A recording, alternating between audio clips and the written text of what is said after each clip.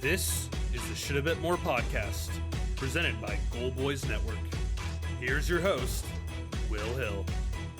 Welcome to the Shoulda Bet More podcast, presented by Gold Boys. Coming up on the show, Stuckey of the Action Network will join us to break down day one of the NCAA Tournament, preview the Friday games, the Saturday games, as let's face it, I remember doing the podcast this day last year, same exact time, same exact chair, everything, and having similar thoughts where, man, this tournament, as much as I love it, and I love this tournament more than anything, it does lose its luster a little bit when your bets are not hitting and these games are blowouts. I will say the day was, I wouldn't say salvaged by the later games with Michigan and UC San Diego, and then Wilmington making the run at Texas Tech. The game of the night, unfortunately, for a lot of people, unless you're a diehard, unless you really, you got bets or you got implications in terms of that Michigan UC San Diego game, or here on the West Coast, most people on the East Coast, after a bad day of basketball, blowout after blowout after blowout, most people are not staying up to watch UC San Diego and Michigan after that was Michigan's up 10-0. Michigan's up double digits, pretty much most of the game, up 14 going into half. Then UC San Diego cuts it to 1. It goes back up to 10. And then UC San Diego makes another late charge to eventually tie it and eventually take the lead up by 2 with 2 and change to go. All they needed, I think, was one stop to really get the ball back and maybe ice the game on the other end. The kid from Michigan hits a long 3. UC San Diego has one rim out at the other end, and then the game just kind of falls apart. UC San Diego gave up a bunch of second chances. There were a lot of plays where there was some contact. Golden went up. There was some contact. They didn't call it. UC San Diego charged back the other way. There was contact. They didn't call it.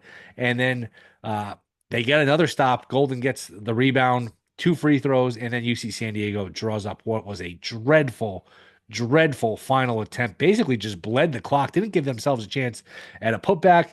Didn't play the foul game with Michigan, who could be shaky at the foul line. You figure, and I'm not a big, you're down 3, just go for the 2 and extend the game. I usually like a chance to tie it, but they just played for a last shot. And even if you hit it, you're going to overtime. I thought that was and they're well coached. They're smart. They play well. They were a little spooked to start the game. They just couldn't make a shot. And they really just did not close the game well at all. Had every opportunity to win this game here, and just could not figure out a way to get a stop and get a bucket when they needed it. It felt like they were going to pull it off, but probably weren't going to beat A&M anyway because A&M took care of business against Yale. My whole thing with UC San Diego was maybe Yale pulls an upset and then there's a path, but that was the game of the night. In what was, let's face it, the day was pretty much done. A lot of blowouts. Okay, you had the McNeese upset 7.5 point dog. Okay, you had the Drake upset. And they were about a 5.5, 6 point dog.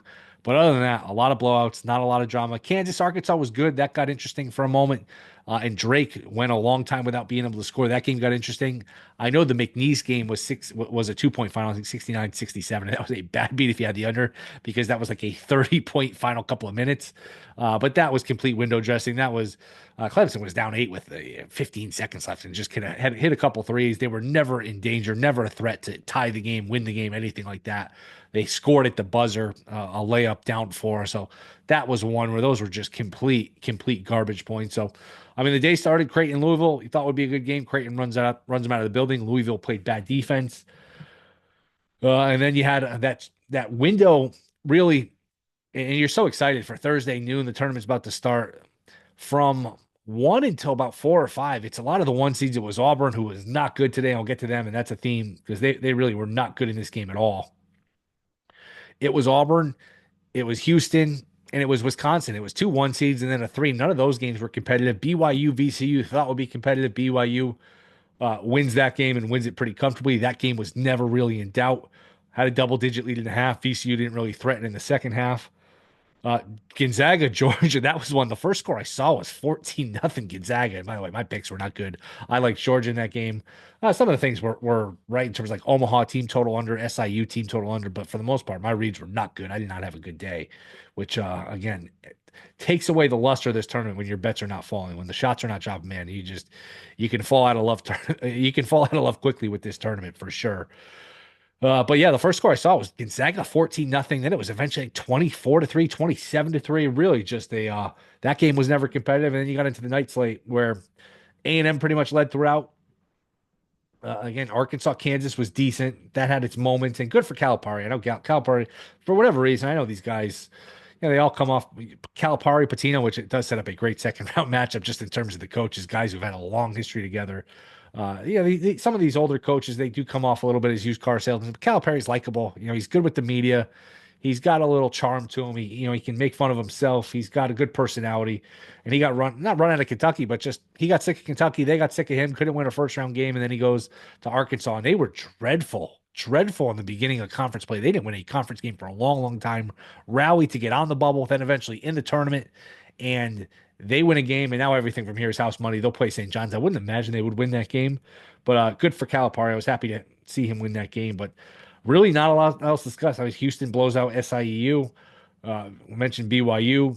Tennessee, Wofford, nothing to discuss. Tennessee moves on. They don't cover, but they win. A&M wins. They cover. Drake wins that game. UCLA, Utah State. UCLA wins by 25. The Mountain West continues to be an embarrassment. Omaha looked like they might give us a game for a minute. That was up. They were up 7-0. Patino calls timeout. He's furious, but that was quickly tied, and then St. John's is up 5.5, and then St. John's, which is continuing to be a theme. St. John's just runs these teams into the ground. They're just in good shape. They're in good condition. Patino's a taskmaster kind of coach, and they smothered Omaha. And that going from the Summit to what St. John's provides at the Big East with their physicality is just no match. So kind of a disappointing day, but again, I remember doing this show last year and it was a disappointing day. Then Friday, we got a really good day. We got buzzer beaters. We got Yale upsetting Auburn. We got a number of close games. So this tournament usually doesn't stay bad for long. So that's the hope for going into Friday, is that the worm begins to turn. I know the Friday games aren't correlated to the Thursday games, and there's nothing written in stone that we don't get 16 more sort of duds here on Friday, but chances are usually this tournament delivers more often than not. So hopefully we get some good games here. Coming into Friday, we start Baylor, Mississippi State, little after noon Eastern. Bama, Robert Morris. None of those games really do much for me. Iowa State, Lipscomb, Colorado State, Memphis, and then Duke, Mount St. Mary's. So it's not a great afternoon slate. 3:00 Eastern, Vanderbilt, St. Mary's. That could be a good game. That should be interesting. I like St. Mary's. I don't love laying points with them, but I do think they have some advantages over Vanderbilt. I would look towards laying it with St. Mary's tentatively. If you could throw it in a money line parlay, that'd probably be the ideal way, because I do think they'll win the game. They don't win with margin. They play slow. It's like watching paint dry with that team. That is not a fun team to watch, but they rebound. They out-rebound you. They out-possession you. They just get offensive rebounds, defensive rebounds. They turn you over. They don't turn it over. So I could see them grinding out, 64-60, 66-60 type of win. So they'll make those free throws at the end too. I don't love laying points with that team, but I am pretty confident they're going to win. Ole Miss, North Carolina, 4:00 Eastern. That's a decent game. Would lean towards Ole Miss, and boy, that was a beatdown, an absolute beatdown. North Carolina put on San Diego State on Wednesday in the play-in, and that was just boy.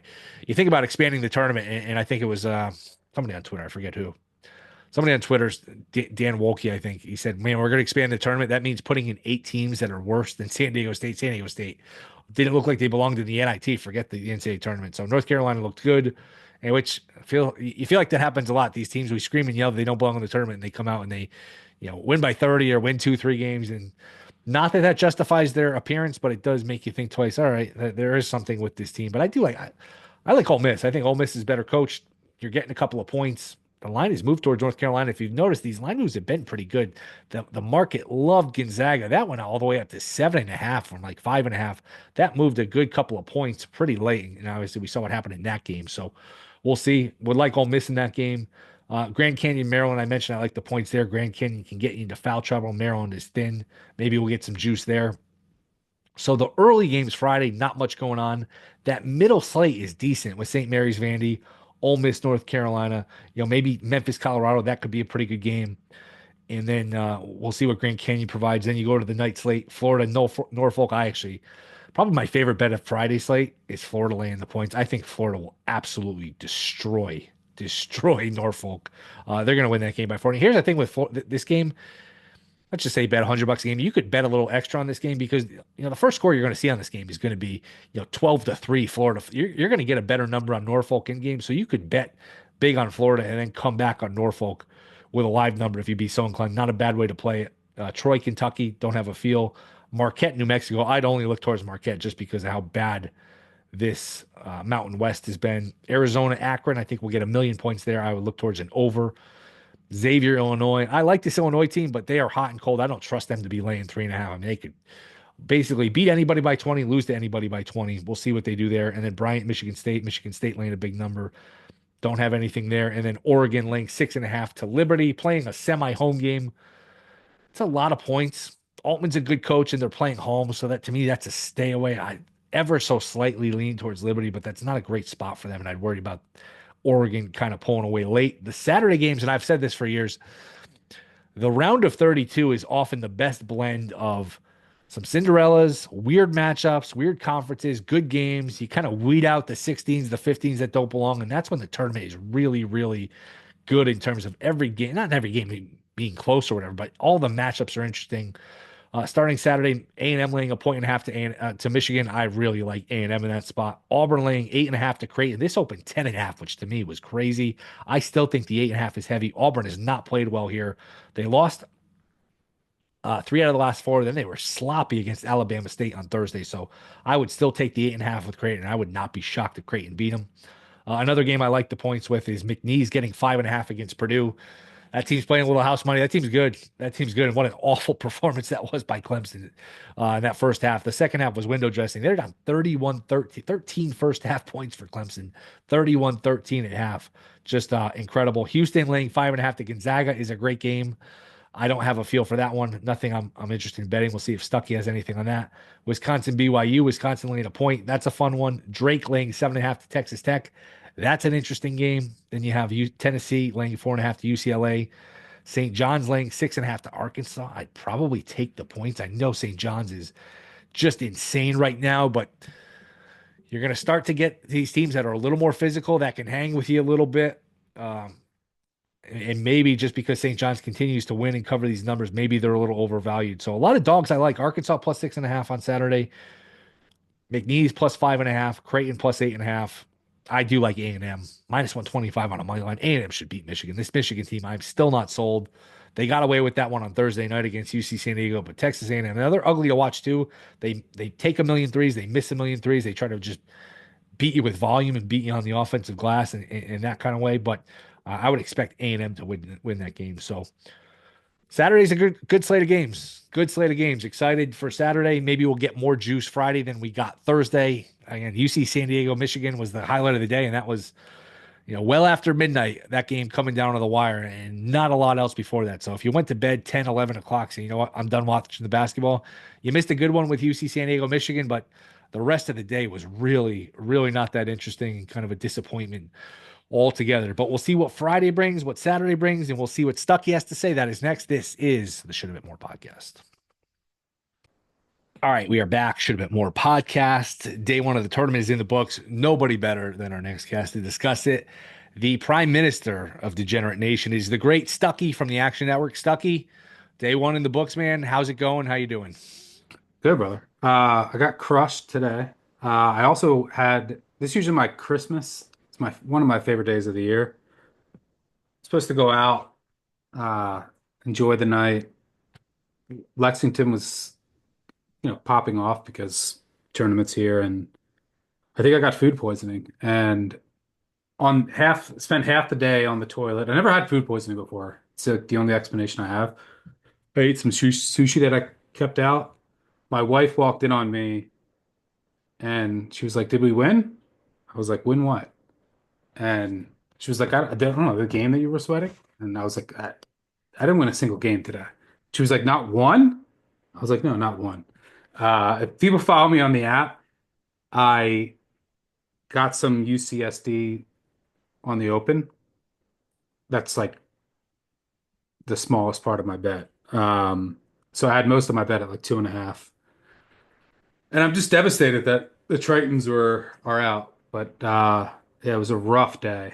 Most of I can't even point to like, oh, this was 3-point variance, or this was like a bad beat. It was just had some bad calls. Happens.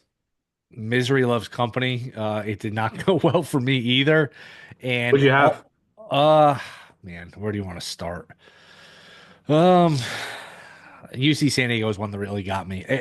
A lot of my stuff would have been forgiven. I mean, I had Yale. Idea. I had go through all the pain here. I had Yale. I did get Houston team total or the SIU team total under. Um, That game died in the second half. that game sure did. In the first half, it got home. I actually laid it with Auburn and then double down second half. I thought they were going to pull away. So I had my fair share. I had Georgia.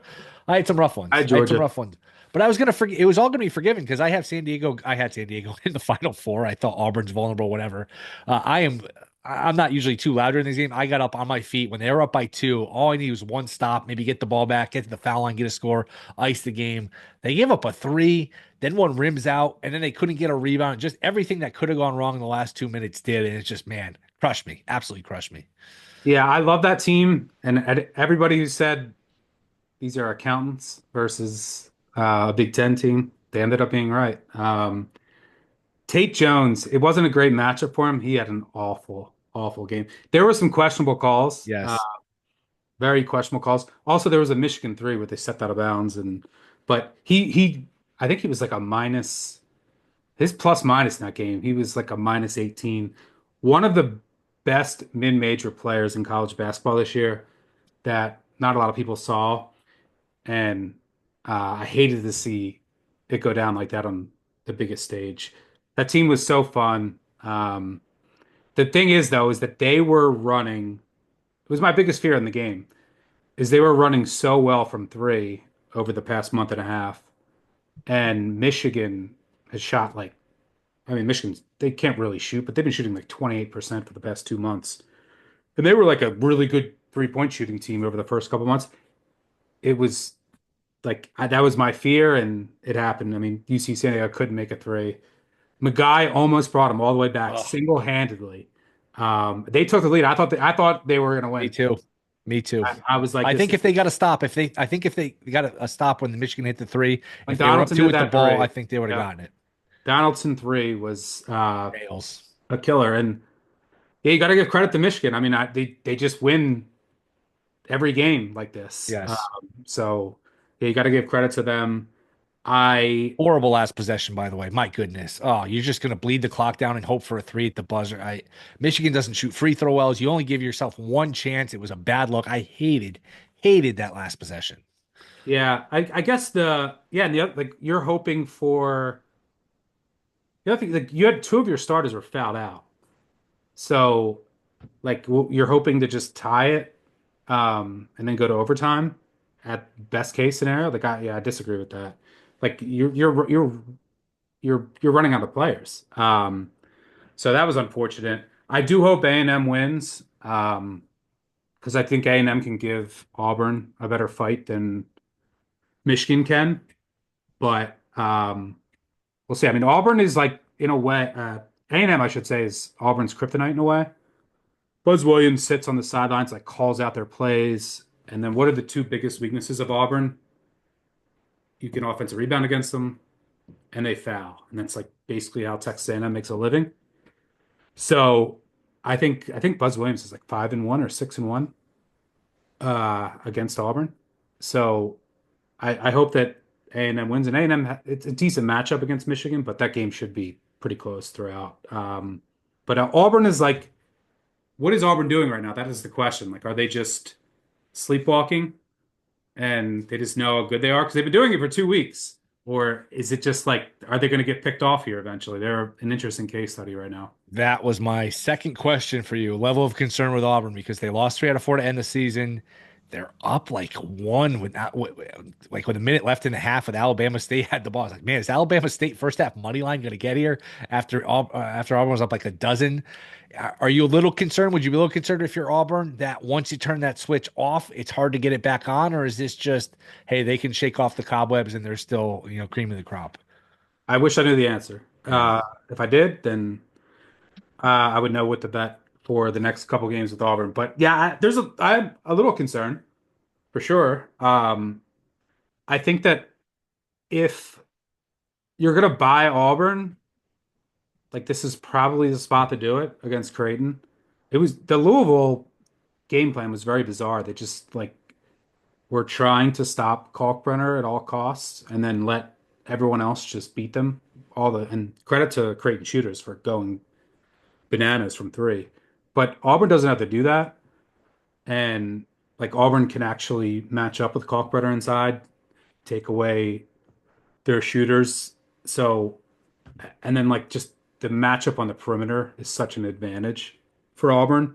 So if you believe in this Auburn team, like, and you think that if there was ever a spot where you're like, you're going to get their best effort, it's like you struggle down the stretch.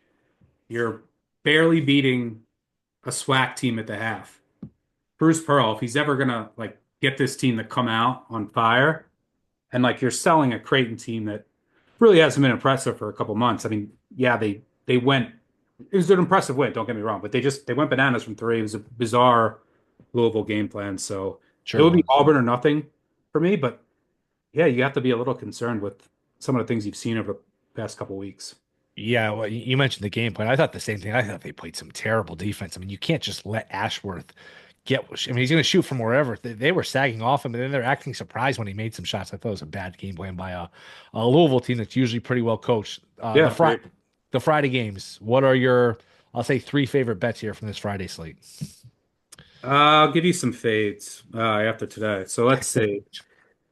I think that the Bryant Michigan State game has a lot of parallels to what we saw in St. John's Omaha tonight. So I'd like Bryant first half because I think they can hang for a half, but I think that they're eventually gonna get run out because they're just gonna try to play Michigan State's game.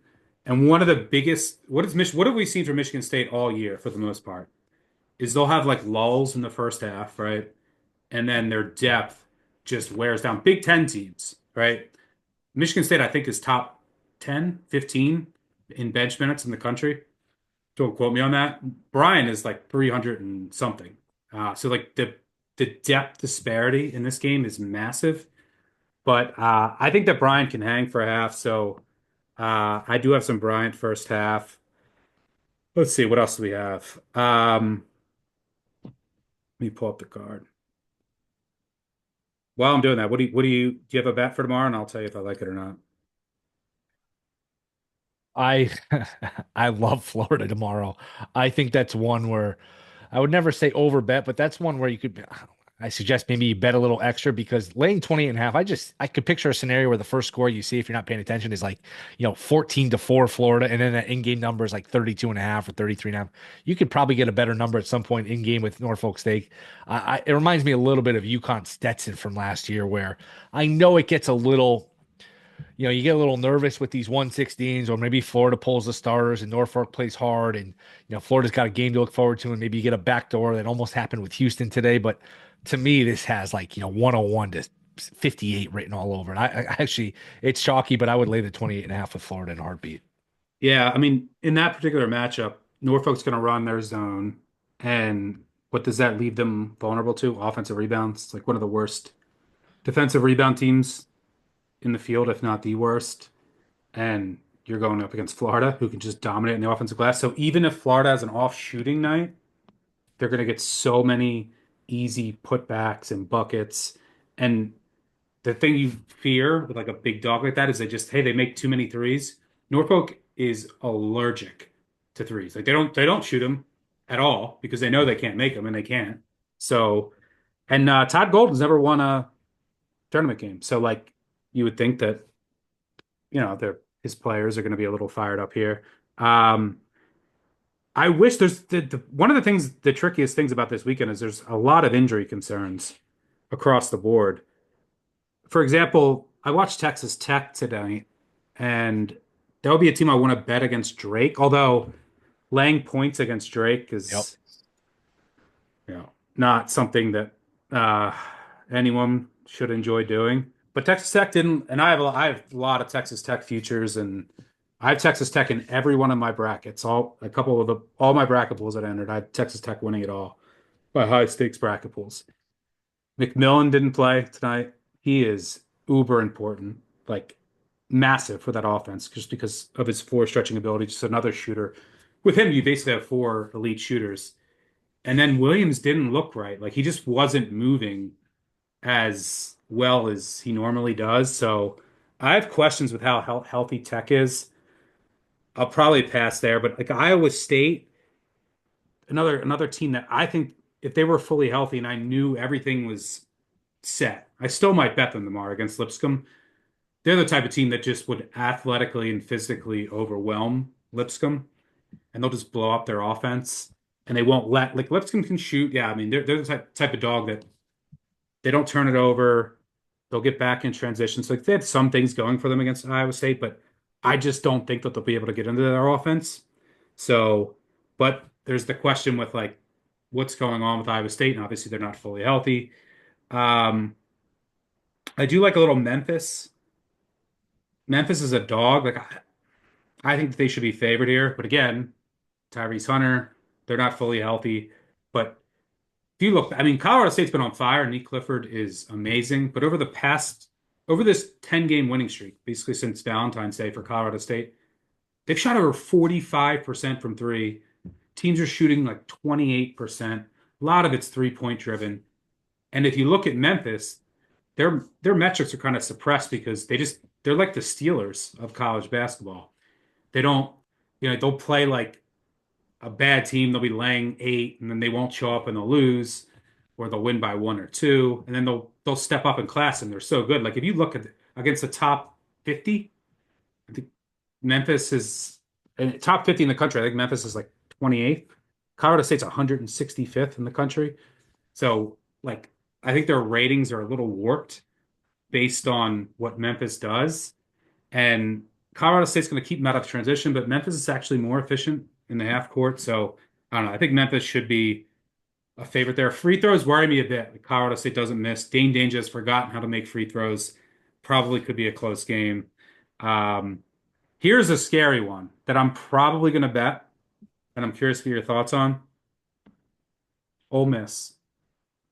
Would, So, would as lean a on miss just because the coaching. well, coaching's part of it, but so the college, just the pure college basketball fan in me says, don't bet against North Carolina right now, right? There's always the team that gets in that shouldn't have been in that goes on a run. And that feels like North Carolina, right? Like it feels like they're going to go on a run. But they're favored over Ole Miss here. I mean, this is a team, like if you just take, like, if we filter for top 50 teams, like North Carolina is like 70th in the country. Ole Miss is like 20th. So, but UNC's legitimately better.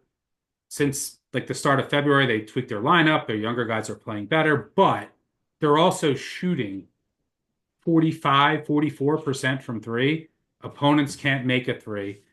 And why I think that's like part of what's driving their rise in all of, the analytical ratings is their 2-point offense and 2-point defense has gotten worse. So I'm not a full believer. And look, what have we seen from UNC all year? Like they beat the teams that they should beat. They struggle when they step up in class. I think that we can consider Ole Miss stepping up in class. Ole Miss will keep them out of transition. Ole Miss does force you to work in isolation, and UNC is elite in that aspect, which does worry me a bit. But they'll also keep you from getting to the basket. That's like where UNC wants to make their hay. But they're going to get their shots from three. If they shoot lights out again, I'll tip my cap. But the better in me says and my numbers, I have to bet Ole Miss here. The college basketball fan in me says like it just feels like UNC is going to go on a run. What are your thoughts there? I like Ole Miss. I agree with a lot of what you said, but I was just like you. I was surprised to see the minus sign with North Carolina in front of it, and it's gone up to 2.5. And man, if you've noticed, these moves have done pretty well. Like Gonzaga got steamed up, and they covered easily. Louisville got steamed up, that didn't. So I mean, take that for what it's worth. So I don't know. I would take Ole Miss in that spot. I just think they should probably be closer to a pick, I would gladly take the 2.5. And we've seen how the numbers matter. I mean, UC San Diego, Michigan mattered. Some of these totals, the numbers mattered. What are your thoughts? Another number that's moved. UConn is all the way up to 5.5 against Oklahoma. I think you're paying a major, major tax for the UConn uniform brand for Hurley. I think they've got some major issues defensively. I like Oklahoma in this spot. Do you have any feeling on this game? Yeah, I like Oklahoma too. Little scared about the battle on the boards. Like, oh, Connecticut is going to dominate the glass on both ends, but I do think there's just so many paths for Oklahoma to score. Like number one, this UConn defense, like I don't trust them to lay, close to two full possessions against a competent team that's been playing well and that's played well on neutral courts with a coach who's done well in this setting. Like we can talk about Hurley, we can talk about their staff, and the UConn staff is as good as it gets. Not going to take anything away from them, but you got to give credit to Porter Moser too. In this like neutral courts all year, they've been great. The last two times he was in the NCAA tournament, he's been amazing. Good point. UConn cannot defend anyone. They can't contain the dribble. They don't turn you over, and they foul all the time. That is just a deadly combination. And Oklahoma lives at the line. They have guys who can penetrate. It is just scary because I know that UConn, like Oklahoma's not going to get any second chance opportunities. They're not, and UConn's going to get so many offensive rebounds. That's what's scary. So like the easy points. But yeah, I think this line is inflated for sure. So I'll probably be on Oklahoma. By the way, if UConn covers this game, they will set the tournament record for the first team to ever cover 13 straight games in the bracket era. They're actually tied right now with, I believe, West Virginia between 98 and '08, who covered 12 in a row, which I That's a didn't know. shocking stat. I can't believe they don't have the record. 12 in a row. And I knew they covered 12 in a row, and a lot of them haven't even been close. Most of them haven't been close. I'm shocked that that's not the record. That's a Yeah, great stat. tied with the record. And then if they win, they will. Uh, so if they win, they'll win their 13th in a row. Yes. And I think that is maybe I should just like actually pull these up. I have them somewhere. Okay. Yeah. So they're the first team ever to win and cover 10, 11, and 12 in a row. And 13 straight covers would be most ever. Yeah. West Virginia, 1998 to '08. There's something with Duke. I think if they win, they'll be the first team ever to win 13 in a row since that Duke dynasty in the 90s. But West Virginia, 98 to '08. Look it up. They covered 12 in a row somehow. Never knew that until like a week ago.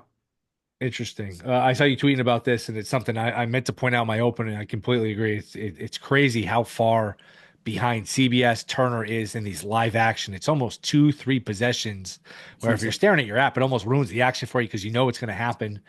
Why do you think this is? What do you think the solution is? Any betting angle in terms of like that you suggest, like, hey, be very sure, like only bet during TV timeouts, that kind of thing. What's your takeaway on this whole delay? Yeah, be careful when you're live betting, is the first thing that I'll say. I don't know the solution. I mean, the solution is just take away the score bugs. The most people are, or like most people are watching the tournament have a phone or have access to multiple screens, right? Maybe you can pop it up if it's like, hey, go to True TV, right? This game's close. Like I get that's probably why they do it. But yeah, like if there's gonna be a delay, number one, be careful when betting. But I don't understand. I remember as a kid, like in high school when I was betting, this is when you would have like a one smaller TV. There wasn't True TV. There wasn't TBS, TNT. CBS, all CBS. It was just And CBS. you'd hope to God that they would switch the game you wanted or whatever. Yep. And I do remember, I don't know, maybe this wasn't when I was in high school, maybe it was in college, but I remember, I think it was when I was in school, they would have the scores up. But growing up in my house, I would have a TV small enough to where I would take a newspaper and then I would tape the top because I didn't want to see what was going on. Um, and like that, we shouldn't have to do that. It's crazy. And the delay is insane. For live betting, you pull up any scores app, pull up the action app, you're like, oh, okay, they score here. And Yes. it's miserable to know. And then I have multiple screens in front of me, and then I'm trying to watch one, but like keep my eyes away from the top because I'm also watching the, and I don't want to know it. Like it's crazy. Like, what are we doing? We're all doing the same things. No one wants to know what happens before it happens, and then it ruins live betting. So I think they just got to take them away. Take away the score bugs, put them up, and then like you kind of alert people. Maybe like, hey, and like when it pops up, you can pop it. Like I think that's the only solution because I don't know. I don't know why there has to be such a delay. Is it FCC rules or what? Because it is stunning how delayed it is at times. So yeah, they got to fix that because it literally is one of the worst parts. Not many things like the entire first weekend of March Madness, and the entire thing is awesome, except when you're losing bets. But the viewing experience is great, except for that. So like, and everyone agrees, just fix it somehow. Last couple here. When you're feeling better, assuming hopefully you'll feel better tomorrow on Friday here. What is the Stuckey routine for watching these games? Because friend of the show, Jeff Schwartz, I do the Fox Pod with. He actually, I think he said he watched the March Madness with you once, and he was amazed at your stamina in terms of being able to bet, have beverages, and just be a functional human being. I think he was stunning. Jeff is like 6'6", 300-something-pound guy, played in the NFL, but he was stunned with your stamina. He was very impressed. So what is your routine? Where do you watch? What do you eat? What do you drink? What's the Stuckey routine here during the tournament? It depends on the day. And you But remember drinking with draft? Do you remember this instance? yeah, of course. Okay. Yeah, I mean, like yeah, it really depends on the day. Eating depends on how my bets are going. Honestly, I'm sure some people can relate to that. Uh, yeah, I mean, sometimes I I will go to the bar. If Kentucky's playing, like tomorrow, Kentucky's playing, we'll go to the bar. I kind of like Troy, by the way, plus 11 and a half. The the shot making disparity in that game is stunning, which is just so scary because like you're gonna have Troy chucking it up and they make 30%. Kentucky's gonna chuck it up and they make 38%. How healthy is Butler's a key? Whatever. Stop rambling. Um, yeah, so I mean, basically it's either my couch by myself, isolation, and from, noon. And I get a lot of peace in that from noon until 1 in the morning. And then I eat, and then I'll start handicapping the next day's games. Like right now, I got to go eat. I got to take a nap because I'm just not feeling well. Take like an hour nap, handicap tomorrow's games, do some contest stuff, put bets in, watch the market all morning, do it again, probably go to the bar tomorrow night. I don't know, might sleep like 3, 4 hours this weekend. Because we're coming to the end. I mean, I see the light at the end of the tunnel. Been doing this since July for college football prep. And then once it hits April, like it's a relief. And I don't have it. I mean, I'm getting older, man. I would go right into just grinding baseball and tennis. I don't have that in me anymore. I have to take a break. I mean, I'm married too. I got to spend time with my wife. I have to go on vacations with her. But yeah, it depends on the day. So I'm either at the bar if Kentucky's playing or just by myself. Sometimes people will come over. But I love the sweat. I also love the anti-sweat. Like, oh, I was gonna bet this game. I love sweating for other people, like trying to get home winners. And then I just love oh my God, I know all these people are on this number. And I just love college basketball, always have. It's my first love. It's how I built my original following since like Covers days in 2003. The story I'll end with, I'm rambling here, is that my dad was at, I'm too young to remember this. This was like I was like 4.